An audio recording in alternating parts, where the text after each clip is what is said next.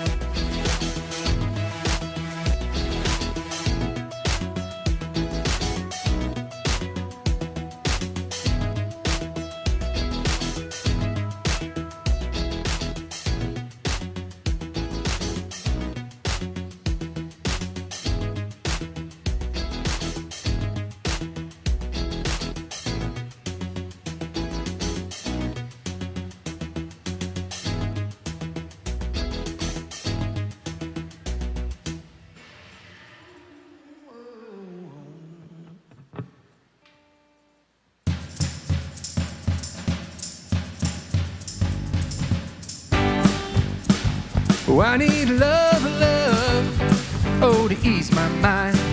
And I need to find time, someone to call mine. My mama said you can't hurry love, no, you'll just have to wait.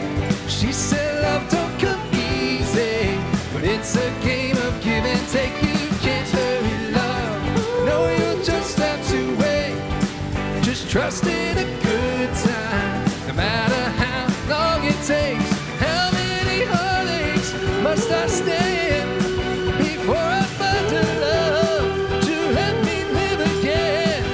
Right now the only thing that keeps me hanging on, when I feel the strike, ooh, it's almost gone. I remember mama said, no, you'll just have to wait.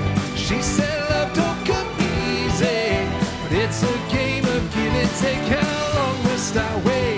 How much more must I take before loneliness will cause my heart to break? Well, I can't bear to live my life alone. I've grown impatient for a love to call my own. When I feel that I can't go on with these precious words that keep me hanging on. I remember mama said, no, you'll just have to wait. She said love don't come easy, but it's a game of give and take. You can't hurry love, no, you'll just have to wait. Just trust in a good time, no matter how long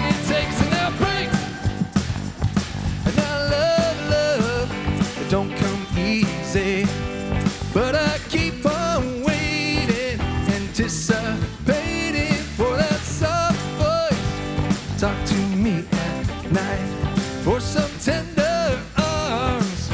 Hold me tight, I keep waiting until that day, but it ain't easy, no, you know it ain't easy. And my mama said you can't hurry love, no, you'll just have to wait. She said love don't come easy, but it's a game of give and take. You can't hurry love, no, you'll just have to wait.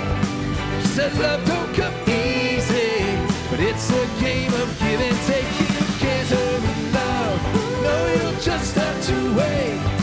Just trust in a good time, no matter how long it takes. And now break.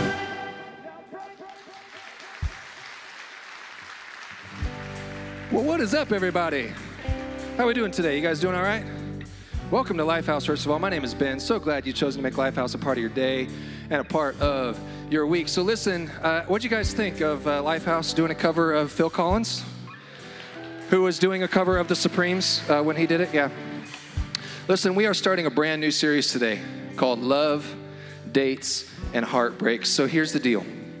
We realize this is a big church, but if you are sitting in the same room today, in the same auditorium as your ex-boyfriend or your ex-girlfriend, let's just keep it civil today, all right? We're going to work through this thing together as we go through this series together with one another, all right? All right, cool. So here's the thing. If you are new here today, we love the fact that you are here as well. If this is your first time back in church or your first time back in church in a long time, welcome. We want you to know that we created this place with people like you specifically in mind. And we would love to know that you're here today. And so we would also love to give you a gift just for hanging out with us. And so the way you can do that is you can text LHNEW to 21,000. Somebody from our team will be in touch with you this week. We would love to connect with you.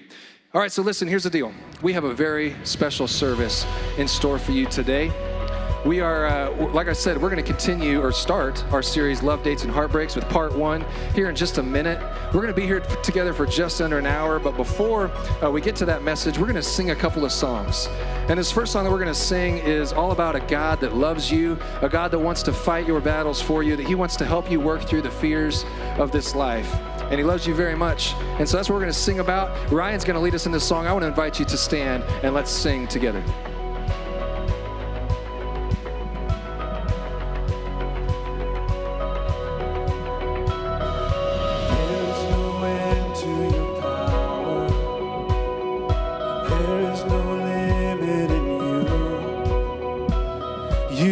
Down the walls, you make giants fall.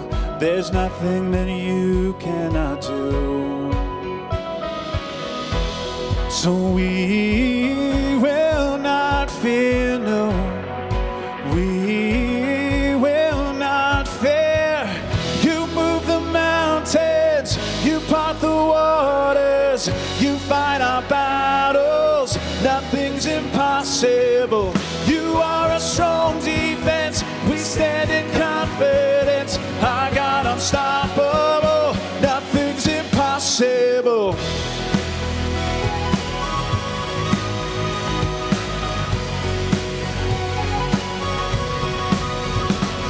And we will surrender to your love. The power of darkness undone. Oh, you stood face to face with death and the grave. Jesus, our God, overcomes. So we will not fear, no. We will not fear. You move the mountains, you part the waters, you fight our battles. Nothing's impossible. You are a strong defense. We stand in confidence. Our God unstoppable. Nothing's impossible. Faithful, faithful to us, God. And we are fearless, fearless in your love. 'Cause 'cause you are faithful, faithful to us, God, and we are fearless, fearless in your love. You move the mountains, you part the waters, you fight our battles, nothing's impossible. You are a strong defense, we stand in confidence. Our God unstoppable, nothing's impossible. You move the mountains, you part the waters, you fight our battles, nothing's impossible. You are a strong defense, we stand in confidence. Our God unstoppable, nothing's impossible. Nothing's impossible.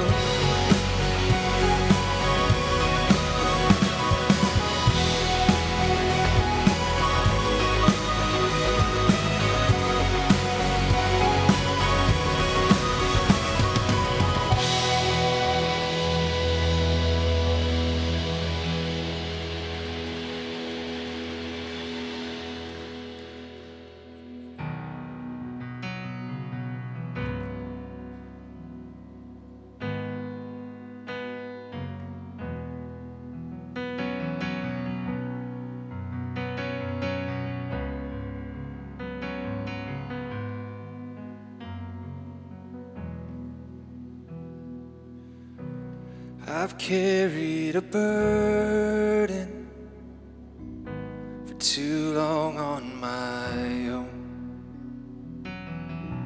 And I wasn't created to bear it alone. I hear your invitation to let it all go. I see it now, I'm laying it down, and I know that I need you. I run to the Father, I fall into grace. I'm done with the hiding, no reason to wait. My heart needs a surgeon, my soul needs a friend. So I'll run to the Father again and again and again and again. Whoa, whoa, whoa. You saw my condition, had a plan from the start. Your Son for redemption, the price for my heart. And I don't have a context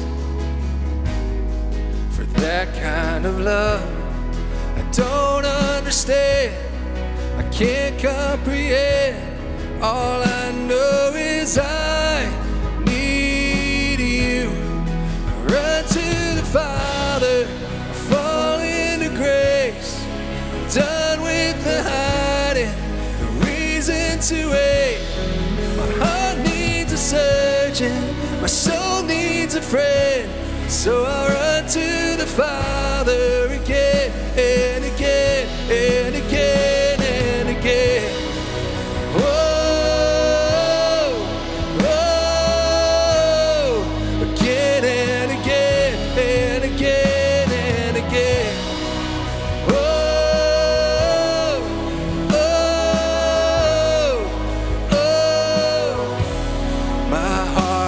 Been in your sights long before my first breath, running into your arms is running to life from death.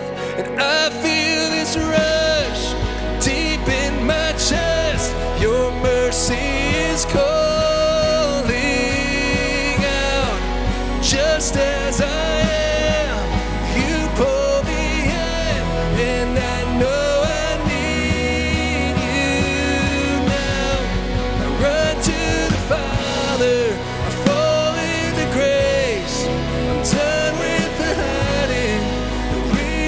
to wait. My heart needs a surgeon, my soul needs a friend. So I'll run to the Father again and again. I run to the Father, I fall into grace. I'm done with the hiding, no reason to wait. And my heart found a surgeon, my soul found a friend. So I'll run to the Father again and again and again and again. Whoa, whoa, again and again and again and again. Whoa, whoa, whoa, again and again.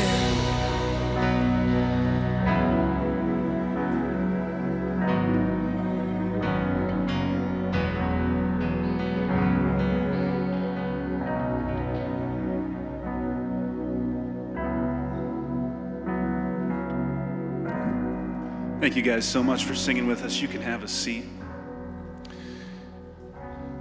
And you know, we sing a song like that, Run to the Father, because we believe that the safest place for all of us is in the arms of our Heavenly Father. And we want you to feel that and to know that is true today and every day. And for those of us who are parents, you know, whether our kid is 2 or 32, isn't it true that that's what we want for us and for them as well? Don't we want our kids, no matter how old they are, to feel like they can run to us anytime, in any mess that they're in, so that we can give them what they need, we can give them love and support and help. We all want to be better parents. And one of the things that we love most about what we get to do together here at Lifehouse is the chance to partner with those of us who are parents. And if you've been around here, you've heard us talk about the event that we're hosting this Saturday called Raising Great Kids. And it's going to run from 10:30 to 3 next Saturday right here. It's going to be fast moving with a lot of different sessions, entertainment, lunch. And we know this is a busy time of year. We all have busy schedules, but if you are able to work it into your schedule, to take just a few hours to invest in yourself as a parent, it could be one of the best things that you could do for yourself in this season and for your kids. And you know, we have some people around here that believe in this event so much, some real generous people that have offered to cut the cost in half for anybody that's here in the room or online watching a part of our service today. If you sign up for that event today, they'll take half off of the cost. So instead of $20 for an individual and $30 for a couple, it's $10 and $15. And so if you want to sign up and get more info, all you need to do right now is just get out your phones wherever you're at and text CONNECT to 21,000. So text CONNECT to 21,000. Registration is open till Wednesday, but that special pricing is just good for today. And again, if that is a thing that you're able to do, is just invest a couple hours in yourself. You could see a huge difference in yourself. And our hope is that you would leave feeling encouraged and equipped in your parenting journey. So we'd love for you to join us that day. We're going to keep rolling with the rest of our service. Like Ben said, our lead pastor, Matt Brown, is going to come up and kick off a really exciting new series called Love, Dates, and Heartbreaks.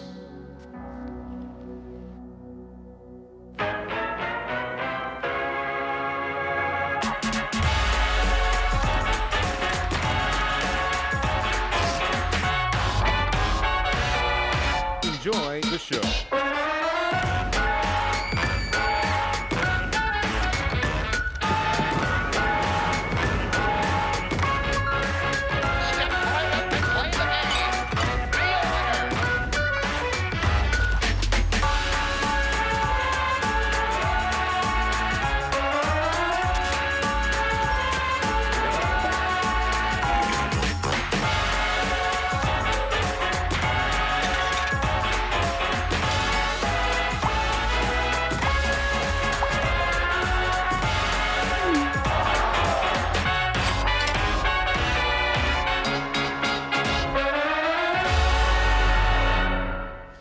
Good morning, everybody. So glad that you're with us in the house and online. We are kicking off this brand new series. It's called Love, Dates, and Heartbreaks. And let me tell you who this is for.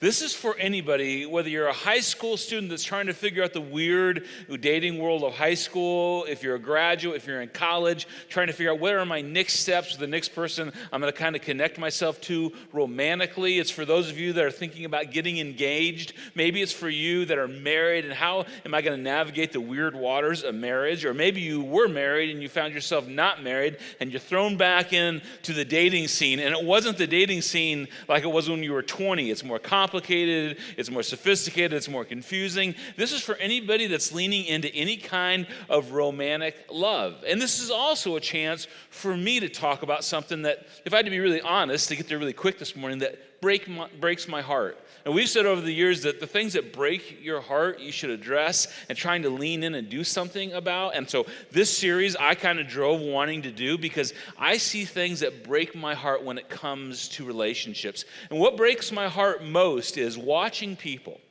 make relationship decisions that undermine their relationships, that make decisions that make their life more complicated and make their life worse. Because you know this, life in and of itself, when we're just kind of doing okay, life around us is complicated enough. And it breaks my heart when I see people make their lives more difficult and frustrating. And when I see that, I want to say to people, hey, when you're making those decisions, have you thought that decision through?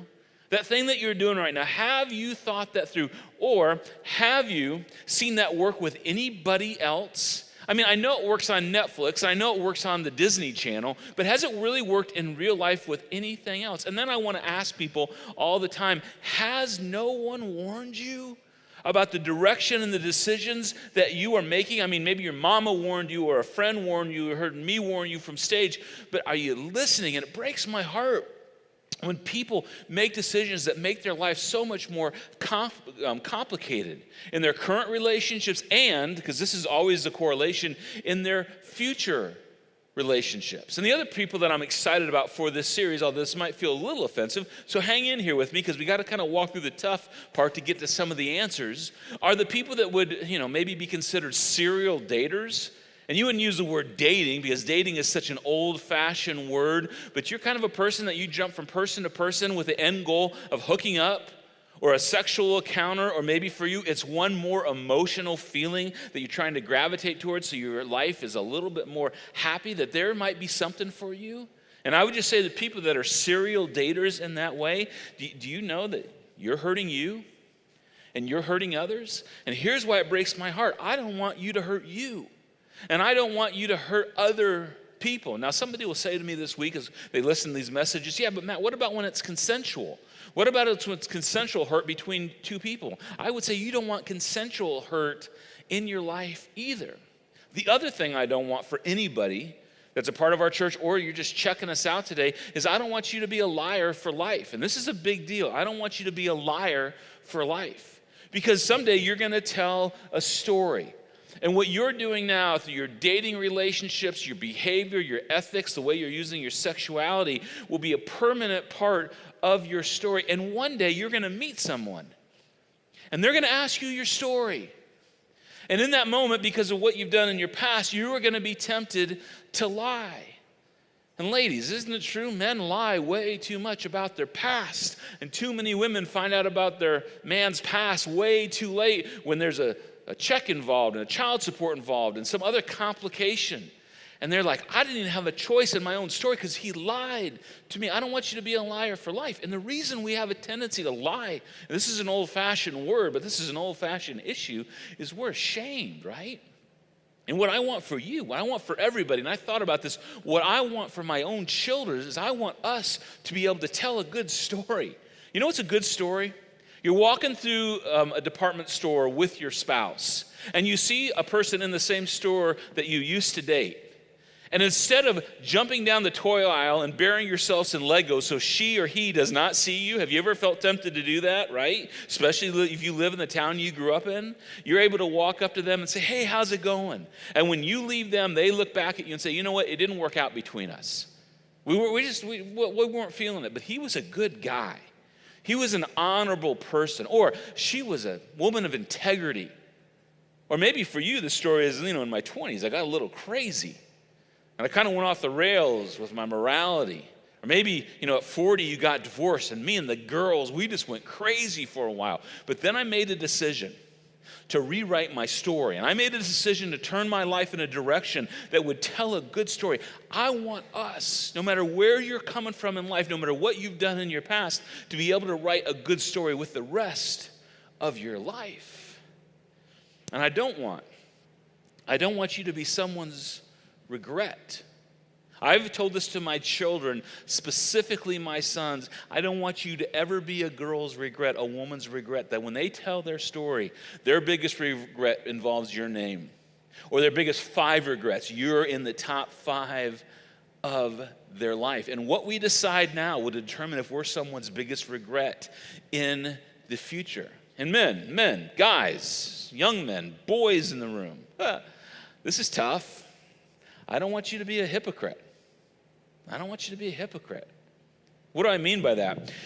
What I mean is, if someone would do to your sister what you do to the women in your life, you would be tempted to do something really bad to that person. Does that make sense? Like make them disappear, bury them in the backyard.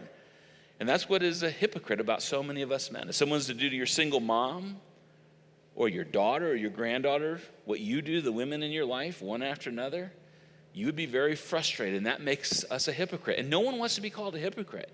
No one wants to live a double standard.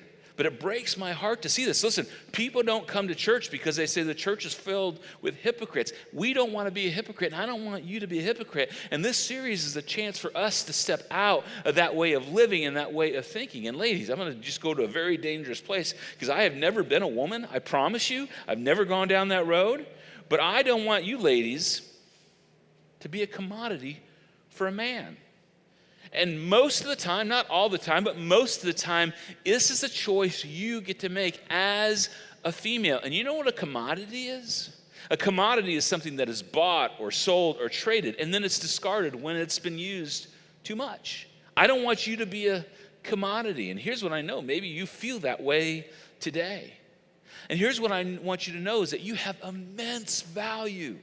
You have immense worth with your Heavenly Father. But I also want you to feel immense value and worth through the men in your life and settle for nothing else. My daughter's in the room today. I want her to know she has immense value, not just by God, but that's first, but by the men she decides to connect her life with for the rest of her life. And men, what I want for you, I want you to be gentlemen. I want you to be a gentle man. Because being a gentleman is powerful. Because self-control is powerful. Deferring to someone else and saying, I'm going to honor you and what you need and what you want over me, that is powerful. Kindness is powerful. And ladies in the room, women in the room, don't you want more gentlemen in your life? And I don't want the women in our church to ever get accustomed to not having gentlemen around them. And here's the challenge. Our culture clashes with this. And I'm not against culture, and I've tried really hard as a pastor not to be the culture police and comment on the culture through every avenue I can, but our culture does not help this out. And in this series, I want us to think differently than our culture. And in this series, we're going to talk about 2 different myths that drive us. Now listen, when you hear these myths and you see them, in this perspective from the outside in, you're going to go, that's just ridiculous. I don't know why we'd ever buy into that. And it's so easy to see that from the outside in, but from the inside out, we get lost in these myths. And the first myth is simply this. It's the right person myth. And it's not the fact there's not a right person out there for you, but the right person myth says this, that once you meet or I meet the right person, everything will just be all right. Married people in the room, when I read that, you went, well, that's a lie, because we found out real fast that's not true, right? Because I thought he was the right person, and 1 year into living with him in his dirty underwear on the floor, it was not all right. And this is what we know. What we do between now and then, whenever we meet that person, how much we play around, how we treat men, how we treat women, our morality and immorality, the right person will not change our behavior. And maybe for you, it's just, I haven't met him yet. I haven't met her. But when I meet her, everything is just going to be all right.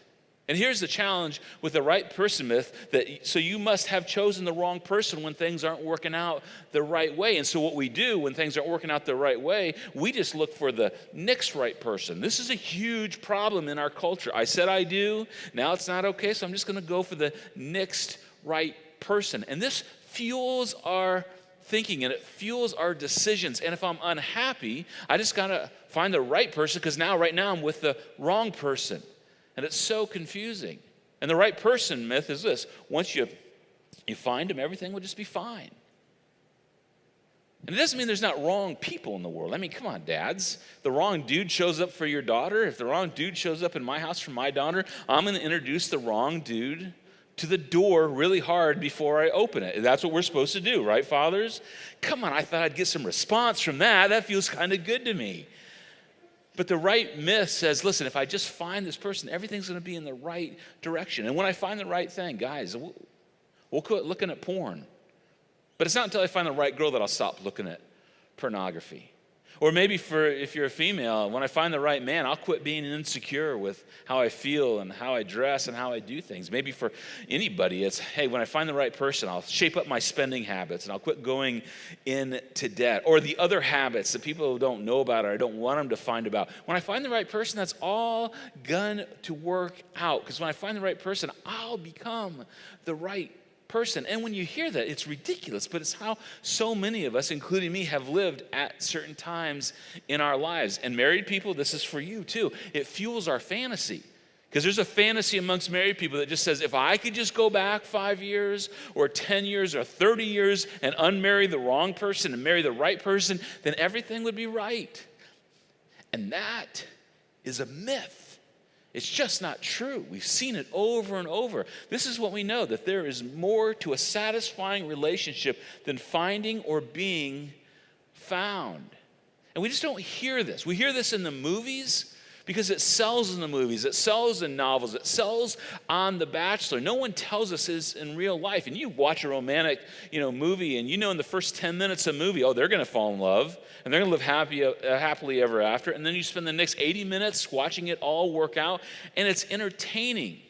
But here's the deal. You know what you need? You know what you need to fall in love? You need a pulse, don't you? You need breath in your lungs. You need to just breathe a little bit, and you can fall in love. What's a whole lot more difficult is to stay in love and have faithful, healthy love. So the right person myth is the first myth. The second myth is this promise myth. That a long-term relationship, all you need to be healthy in it is a good promise. And this is what the myth says. A promise replaces the need for preparation.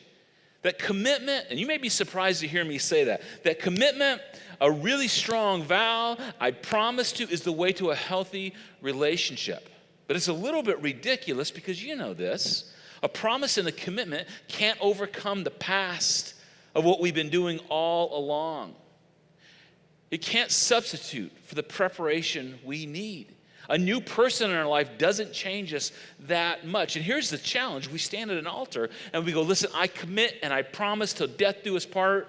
And then we throw a party and hopefully there's good drinks and food and dancing. And we think that solves all of our past problems. And here's the thing maybe you haven't thought about. Your fiance is thinking the very same thing, that this is just going to solve me. And then we bring all that with us into our relationships and into our marriage. And you know this, when you think about it, promises are no substitute for preparation ever. In any arena of our life, in academics, in sports, in medicine. I mean, do you want a doctor before he does a major surgery looking at you and go, hey, I haven't prepped for this at all. I didn't go to medical school. I've done no surgeries, but I promise I'm going to do a good job when he, cuts your chest open and takes out your heart. No, you want preparation. There's not a college football coach in the world that says, boys, listen, season's coming up. The Ohio State Buckeyes are vowing with all of their heart to win games. We're not going to practice, we're not going to condition, and we're not going to run plays. That coach should be fired in about 30 seconds because you can't replace preparation with any kind of promise. And every coach knows that. Every coach knows that you don't promise to win games, you prepare to win games.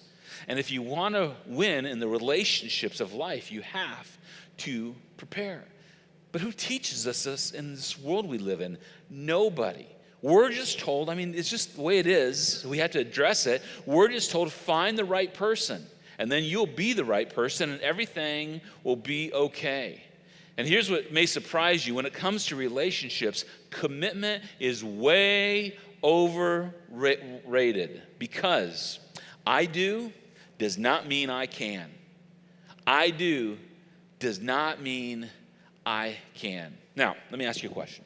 Have you ever been at a wedding? Come on, let's just be honest. Have you ever been at a wedding and you're sitting there and you put on your tie or your dress or whatever you wear to weddings, and you heard the couples do their vows, and they wrote them themselves, and they worked in a poem, and they wrote some song lyrics in their vows, and it was so wonderful, and you looked at your spouse and went, they're never going to make it. Have you ever done that? I'll say that, and Tina says, you're such a pessimist. And I'm like, I'm a realist. No, you're a pessimist. But the reason you think that is because you're thinking, well, they haven't really dealt with their past and their mistakes and their debt and all the things that's out of whack. They haven't addressed all that. So it's coming into the marriage with them. And then you got a promise, then you got a party, and we just think that's going to make everything okay. And the challenge is, a promise doesn't make you capable. And what I'm going to say next, I'm telling you, was worth the price of admission for coming today and showing up in the house or online. This just struck me when I was thinking about this earlier, that when you're accountable, but you're not capable, you are miserable. Isn't that true, married people? When you're accountable, but you're not capable, you are miserable. When you're accountable, but you don't know how to make it better, and you don't know how to get out of the hole that you're in, it is a miserable place to be. Now, that was worth the price of admission, but the next thing I'm going to tell you is like the most brilliant thing that's ever come off our stage. In fact, when I say this, it is so sophisticated, it is so intellectual, you're going to be blown away by how intelligent your lead pastor is at Lifehouse. So you guys ready for this? It's a big deal. Ready? If you're not preparing, you won't be prepared. Isn't that like amazingly complicated? You cannot believe we came up with that, but it's true. It's so simple. If you're not preparing, you will not be prepared for what life has for you in marriage, in your relationships. And married couples, come on, let's just address this for a minute. When you're struggling in your marriage, you know what our strategy is in our culture is, hey, you just need to fall in love again. You just need to fall in love again. You just need to find that feeling. So let's go take a trip to Mexico for 7 days. And I'm all for it. We went to Mexico a few weeks ago. But it does not take a couple that their marriage is a mess and just put them back together and it gets all the ooey gooey feelings. It takes much more effort and a better strategy than just falling in love. And this, my friends, whether you're single or you're married or you plan on being married, the message of Jesus is a game changer, because the message of Jesus and himself makes our lives better and makes us better at life. And when I say that, sometimes people criticize me for saying that Jesus makes our lives better and makes us better at life because it feels like it's about us and not Jesus. But oh my gosh, Jesus died on the cross that we would know him and our life would go in a better direction. And if he's the author of all things, like marriage, like relationships, like love, if he came up with it, then we should pay attention to how he prescribes us live it out. Because when you follow Jesus, you have the opportunity to become the person, not find the person, but to become the person. Have you ever had this happen? You meet somebody from your past. Maybe it's a year later or 10 years later. And in the past, they were a mess.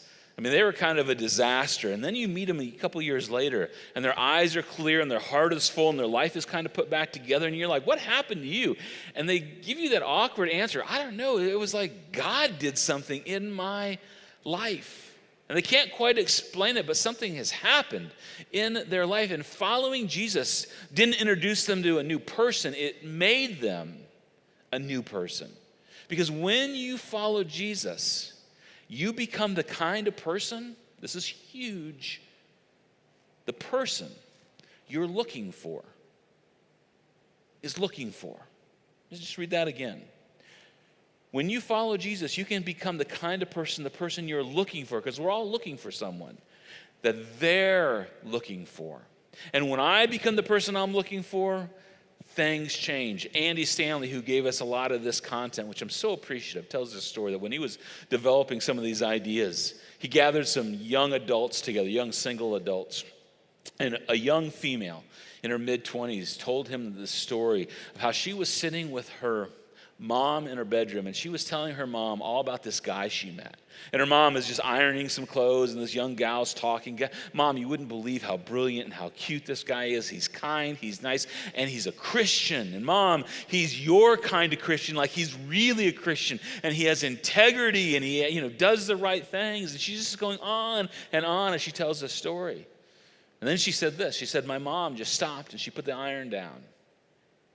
And with compassion in her eyes, not anger, but compassion, she looked at her daughter and she said, honey, the problem is a man like that is not looking for a girl like you.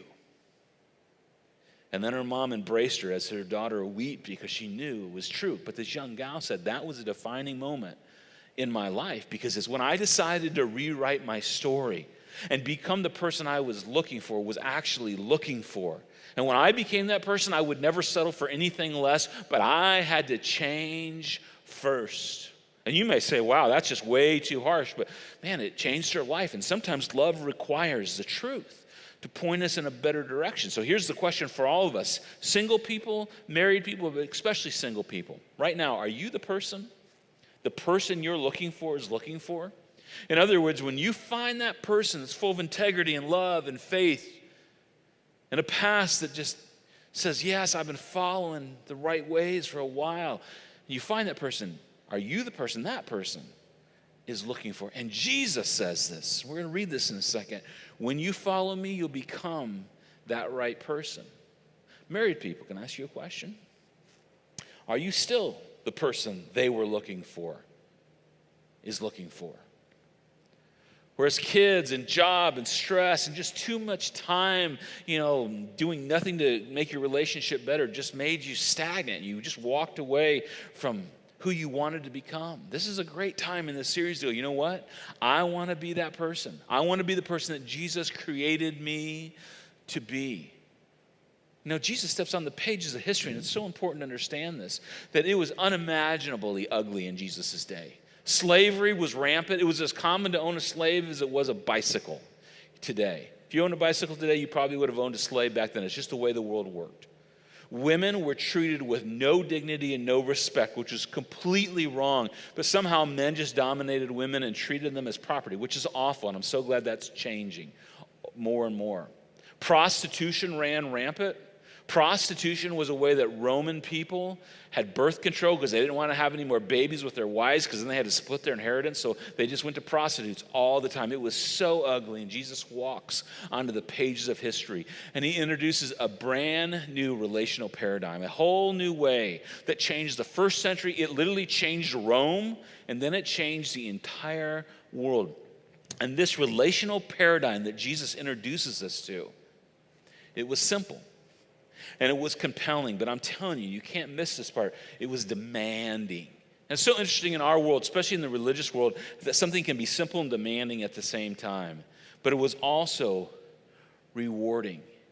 And this is the thing that Jesus introduces, that even if you're not a Christian, and I recognize there's probably quite a few people that aren't sure if you believe in Jesus, that even if you don't believe in Jesus, you want what Jesus taught to be true. But it's so good, it's hard to sometimes realize it is true. That's why after the death and resurrection of Jesus, when Jesus actually rose from the dead, he verified who he was and what he taught. And we're going to read what he taught. So right before Jesus went to the cross, he gathered his guys around. He gives them their marching orders. He gives them what is true north. Hang on to this if you forget everything else. And he begins with an illustration. Jesus says to his closest guys, I am the true vine, and my Father is the gardener. And whenever Jesus told parables, he would talk about God, himself, and then us together. He says, I'm the vine, my Father's the gardener. This is an agricultural culture, so just understand this. And he says, my Father, he cuts off every branch in me that does not bear fruit. And Jesus begins to introduce this idea that his followers would understand easily, that you have to be connected to me, and I can bear fruit through you. He cuts off every branch in me that doesn't bear fruit, while every branch that does bear fruit, he prunes so that it will bear even more fruit. That God is in the business of bearing fruit in his people. Now, everybody in this room, whether you're a Jesus follower or online, we bear fruit. Because the fruit is our reputation that comes out of our life. Our fruit of our lives are the things that our decisions create, whether they're good decisions or bad. It's the healthy living, it's the not so healthy living, it's the debt we have, it's that wake of good things that we have, it's the wake of really bad things. That is the fruit of our lives. And Jesus says, guys, I want to bear good fruit through you and in you. Now look at this relationship language that Jesus uses. He says this, remain in me, connected to me. Our word we use around here a lot is follow me, as also I remain in you. Stay so close. Why? Because when you do, he says, well, when you don't, no branch can bear fruit by itself. It must remain on the vine. And we all see this. It's spring in Ohio, right? We've all been in our yards picking up sticks because dead branches have fallen off a live tree. And when you fall off, the branch fall off, it dies and it withers up. And so Jesus says, you have to stay close to me. And he says to Matthew and John and Andrew, he says, neither can you bear fruit unless you remain in me. The only way to have good come out of your life is me. So you got to stay connected. And then he repeats it. He says, I am the vine and you are the branches. Okay, Jesus, what are you trying to get through to us? Glad you asked. If you remain in me and I in you, you will bear much fruit. And apart from me, you can do nothing. And this is a promise for all of us. This is a promise for those of you that are single and you're waiting. You're waiting for the right person to come along. It's for those of you that are in a marriage and the marriage feels like it's a little bit dried up and nothing good has happened. And Jesus' promise is, if you remain close to me and follow me, I will do something that brings goodness out of your life. And the problem for all of us, right, is it never happens fast enough.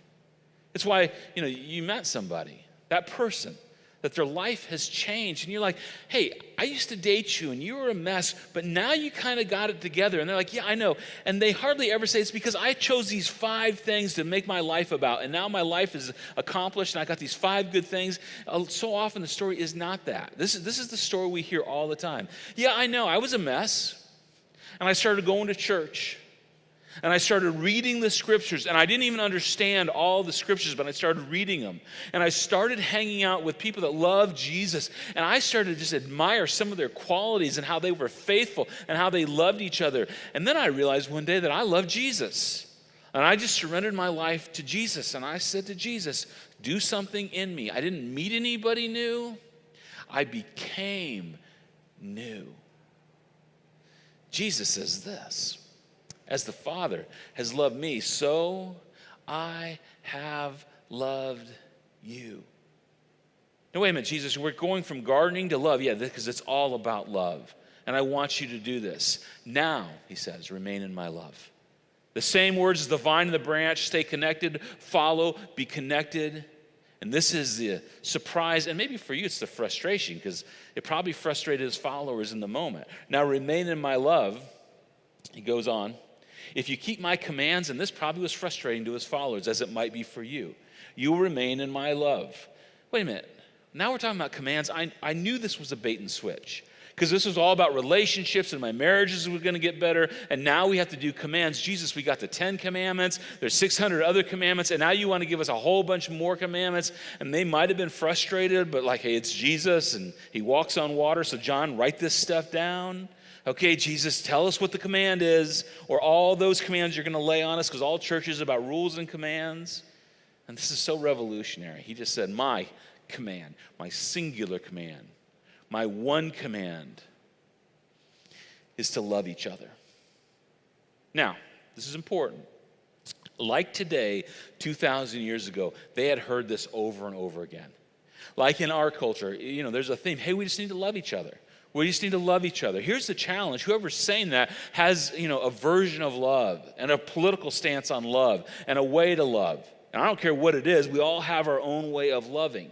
And usually it benefits us. And this isn't just, hey, love the one you're with, Or love the one you like. It's a specific kind of love. He said, love each other. And this is where it gets intense. As I, Jesus himself, have loved you. And in this moment, they had some idea of what he was talking about. But a few days later, he would display a version of love that would absolutely take their breath away, because it would take his breath away. And this version of love you don't see on Netflix, because this version of love is about laying down your life for another person, the person you know or the person you might know someday in the future. And this version of love is about deferring to the hopes, wants, and needs of someone else, not just what you're going to get out of it. And this version of love forgives, and even when it's almost impossible to forgive. This version of love is how God showed us his love through his son, Jesus. It's simple, but it's demanding. And this kind of love is what makes relationships that we're currently in and will be in the future beautiful and healthy. St. Augustine said this, it's a little challenging. He said, love and do what thou wilt. This guy's was around hundreds of years ago. He's a father of the faith. And he said, basically, love and do whatever you want. Because when you love the way Jesus loves, you can do whatever you want, because you wouldn't do anything Jesus wouldn't do. And you wouldn't cheat on your wife, and you wouldn't do something to jeopardize your future marriage. You wouldn't do something that leads you in a road that isn't good for other people. And this is what Jesus is inviting us to. And when this is the filter for all of our relationships, it's a game changer. When this is the grid of how we view everything, it's a game changer. And this, my friends, love the way Jesus loved, this is how you become a person worth looking for. This has to be a mind shift for us. This has to be something we grab onto. And if you're married, this is how you make a marriage work, as opposed to, I'm going to squeeze, I'm going to manipulate, I'm going to push, I'm going to, make someone conform to how I want my husband to be or how I want my wife to be. Now, that never works. We know that, right? But when you love the way Jesus loves, things change. Jesus would say, when you follow me, life will be better and you'll be better at life. And when two people embrace this way of living together, everything changes. This is how you become a person worth staying with if you're married. This is how, when you come home from work and you open up the garage, your spouse goes, oh, they're home, as opposed to going, oh crap, they're home. And you wonder which one it is sometimes, don't you? This is how you're invited into an intimate relationship with someone else. And if you're not married, this is how you prepare to have that kind of relationship. Because the kind of person Jesus leads his followers to become is the kind of person we're all ultimately looking and ultimately want to become. And when you open up the pages of the New Testament, this is what he calls us to. It is simple. It is demanding at the same time. And when you meet the right person someday, you can be the right person for them and them for you. Now, I have to say this, when I talk about this, and I've heard this a lot lately, when we talk about that the love drives us to the best part of our lives, people literally like, all you talk about is love. It's like you all just sit around at Lifehouse and smoke weed and talk about love. I promise you, that's not what we're doing in our staff meetings, okay? You guys with me on that? But this drives us to God's very best. And I think when people say that, they don't understand the best of God's love. In the next 2 weeks, the series is 6 weeks long, but in the next week, we're going to look at the fine print, because there's always fine print. But the fine print that we're going to look at will make you fine. And it will help you be a person that's worth finding and keeping, with no losing and a whole lot less weeping in your life. So you got to come back next week as we look at the fine print of our lives. And I would say this, I've said some stuff, and I said it intentionally. I said it because I wanted to say it, because I care about where we're all going. That may have been really hard for some of you. But here's what you need to know. This is the safest place in the world to hear hard things and go, oh, I don't have things all figured out. I don't have it all worked out. I've made a whole lot of mistakes. Maybe you're in a marriage and you've made a whole lot of mistakes and you feel like you're in a hole you can't dig yourself out of. This is the best place in the world, I think, this morning for you and us to work through that together. Maybe you're single and you don't know how you'll ever get to the place that Jesus was talking about. You are surrounded by people that have let Jesus lead them into a fruit-bearing life. But here's the catch. You cannot give that kind of love away until you've experienced that kind of love in your own heart. And I would just say to you, today is a great day to know that God is passionately, deeply in love with you. And he displayed a love that would have taken your breath away because it took his breath away. And in a second, we're going to sing a song that we've sang for a lot of years about God's love for us. And I hope, even if you feel a little dinged today by hearing all this, that you'll know that it does not change God's love for you. He just wants a better life for all of us, a better marriage for all of us, a better future life for all of us. So I'm going to pray, and then we're going to sing, and I'm praying that you would just feel God's value on you and his love for you. Let me pray for you. Heavenly Father, thank you that you came to change our world and change us. And Lord, we're sorry that we've bought into a lot of myths that culture in this world's offered. We also thank you that you love the world because you loved us who are in it. I pray for anybody that's just feeling like a little desperate, maybe a little embarrassed, Lord, that really ugly word of ashamed, that would be replaced by your love and your hope in their lives today. And thanks for Jesus, who is proof as he rose from the grave what love really looks like. In the next few moments, God, just wash over us and fill us up with what we need. In Jesus' name I pray. Amen. Let's stand and let's sing together.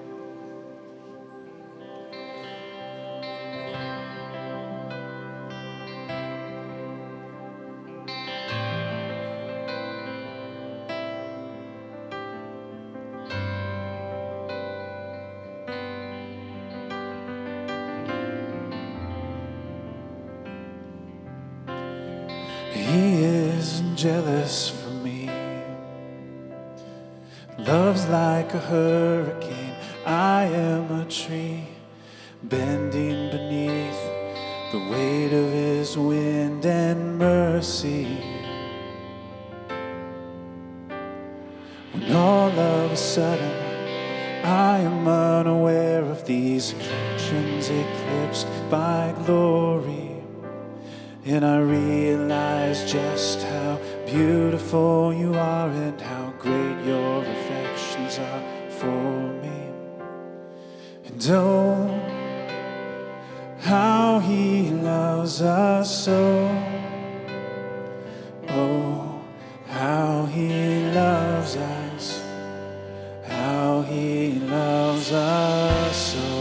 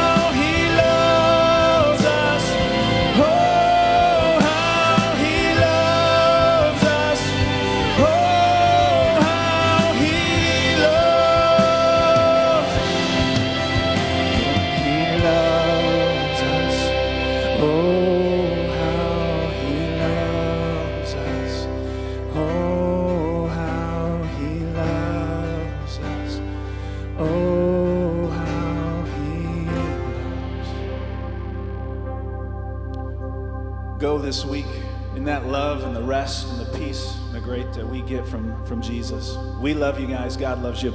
Thanks for being here. We'll see you next week.